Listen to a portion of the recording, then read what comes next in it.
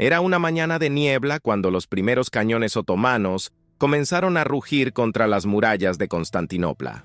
Mehmed II, el joven sultán de apenas 21 años, había posicionado su ejército de más de 80.000 hombres alrededor de la ciudad, mientras que dentro de las murallas, apenas 7.000 defensores se preparaban para lo que sería el último capítulo de un imperio que duró más de 1000 años. Entre ellos estaba Lucas Notaras, un comandante bizantino que observaba con ojos cansados el mar de 1900 tiendas otomanas que se extendía hasta donde alcanzaba la vista. Él sabía que aquella no era solo una batalla más. Era el enfrentamiento final entre el cristianismo y el islam por el control de la ciudad más codiciada del mundo medieval, el puente entre Oriente y Occidente, la joya del Mediterráneo que los bizantinos llamaban simplemente la ciudad. Los cañones otomanos eran monstruosidades nunca antes vistas en la historia de la guerra. El más grande de ellos, llamado Basilisco, había sido diseñado por un ingeniero húngaro llamado Urban, quien primero ofreció sus servicios al emperador bizantino Constantino XI. Cuando el emperador no pudo pagar el precio exigido, Urban llevó sus conocimientos al sultán otomano, que no escatimó recursos para construir el cañón más grande que el mundo había visto jamás. Con más de 8 metros de longitud y capaz de disparar proyectiles de piedra de casi 1 tonelada, el basilisco necesitaba 60 bueyes para ser transportado y 400 hombres para operarlo. Su rugido era tan ensordecedor que mujeres embarazadas dentro de la ciudad sufrieron abortos espontáneos con el ruido, y sus proyectiles hacían temblar la tierra como si fuera un terremoto cuando golpeaban las murallas que durante 1000 años habían protegido Constantinopla de todos los invasores. Dentro de la ciudad, la desesperación crecía cada día. Las promesas de ayuda de los reinos cristianos de Occidente no se materializaban, y los pocos barcos genoveses y venecianos que intentaron romper el bloqueo otomano fueron insuficientes para cambiar el curso de la batalla. El emperador Constantino XI, último de los emperadores romanos, caminaba por las murallas animando a sus hombres, sabiendo que sus posibilidades eran mínimas. En una noche particularmente sombría, reunió a sus comandantes en la majestuosa Basílica de Santa Sofía, donde siglos de emperadores habían sido coronados. Allí, bajo los mosaicos dorados que retrataban a Cristo y los santos, hizo un discurso que arrancó lágrimas, hasta de los soldados más endurecidos. No puedo prometer nada más que honor, pobreza y hambre, pero recordad que estamos defendiendo no solo una ciudad, sino la propia civilización cristiana. Nuestros nombres serán recordados mientras haya hombres para contar historias. El asedio duró 53 días de horror y desesperación. Los otomanos cavaban túneles para intentar pasar por debajo de las murallas, mientras los defensores cavaban contratúneles para interceptarlos, resultando en brutales batallas subterráneas donde los hombres luchaban en la oscuridad, sofocados por el polvo y el miedo. Por la noche, los defensores salían en pequeños grupos para sabotear las máquinas de asedio otomanas, volviendo cubiertos de sangre, no siempre de los enemigos. El hambre comenzó a extenderse por la ciudad, y empezaron a circular historias de madres que sacrificaban a sus propios hijos para alimentar a los demás, aunque nadie podía confirmar si eran verdaderas. Lo que era innegable era la desesperación en los ojos de los civiles que se amontonaban en las iglesias, rezando por un milagro que parecía cada vez más distante. En la noche del 28 de mayo de 1453, ocurrió algo extraordinario que llenó de terror los corazones de los defensores. Una extraña niebla rojiza descendió sobre la cúpula de Santa Sofía, subiendo hacia el cielo como una columna de fuego. Para los bizantinos, era una señal clara. Dios había abandonado la ciudad. El emperador Constantino, sin embargo, reunió a sus hombres para un último banquete.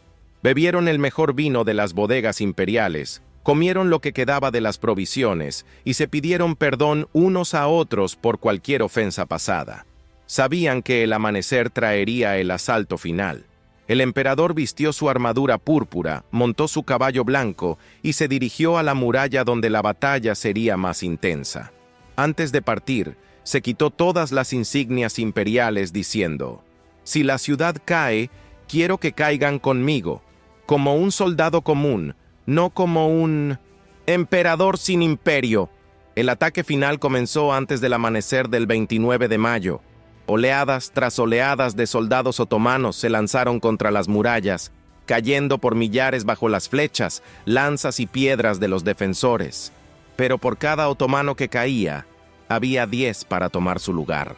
Cuando salió el sol, reveló un mar de turbantes y cimitarras avanzando contra la ciudad. Fue en ese momento cuando ocurrió el desastre.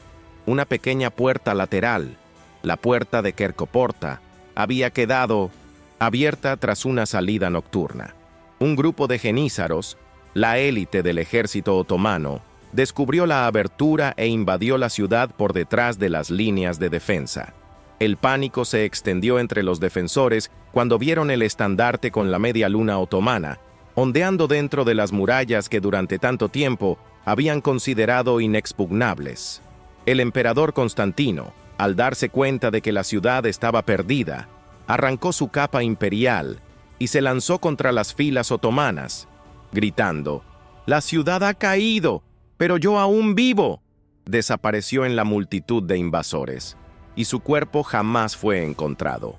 Algunos dicen que fue decapitado por un genízaro anónimo, otros que logró escapar y vivió el resto de sus días como monje en algún monasterio distante. Lo que se sabe con certeza es que cuando el sultán Mehmed II entró en la ciudad conquistada, se dirigió inmediatamente a Santa Sofía.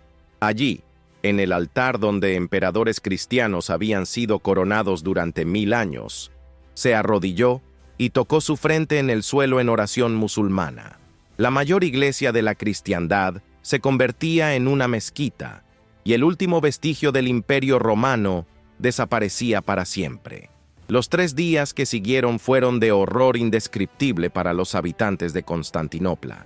Siguiendo la tradición islámica de guerra, el sultán había prometido a sus hombres 3 días de saqueo libre. Mujeres fueron violadas delante de sus maridos e hijos. Niños fueron arrancados de los brazos de sus madres para ser vendidos como esclavos, y hombres fueron torturados para que revelaran dónde habían escondido sus tesoros. Las calles que un día habían presenciado procesiones imperiales ahora corrían con sangre cristiana. Iglesias centenarias fueron profanadas, iconos sagrados destruidos, y bibliotecas con conocimientos acumulados durante milenios fueron quemadas o dispersadas. El propio Loukas Notaras, que había sobrevivido a la batalla, fue ejecutado junto con sus hijos cuando se negó a entregar a su hijo menor para el harén del sultán. Cuando el saqueo terminó y el polvo se asentó sobre la ciudad conquistada, el joven sultán Mehmed II cabalgó lentamente por las calles devastadas. Al llegar al palacio imperial abandonado, desmontó y recitó un verso del poeta persa Saadi. La araña teje su tela en el palacio de los emperadores y el búho canta su canción en las torres de Afrasiab. Él entendía el significado histórico de aquel momento. No era solo una ciudad la que había caído, sino toda una era que llegaba a su fin. El último fragmento del Imperio Romano, que había durado 1500 años, desaparecía para siempre. Miles de eruditos griegos huyeron a Italia, llevando consigo manuscritos antiguos que ayudarían a desencadenar el Renacimiento. Y en Oriente, un nuevo imperio surgía, el otomano, que dominaría el Mediterráneo durante los próximos 500 años.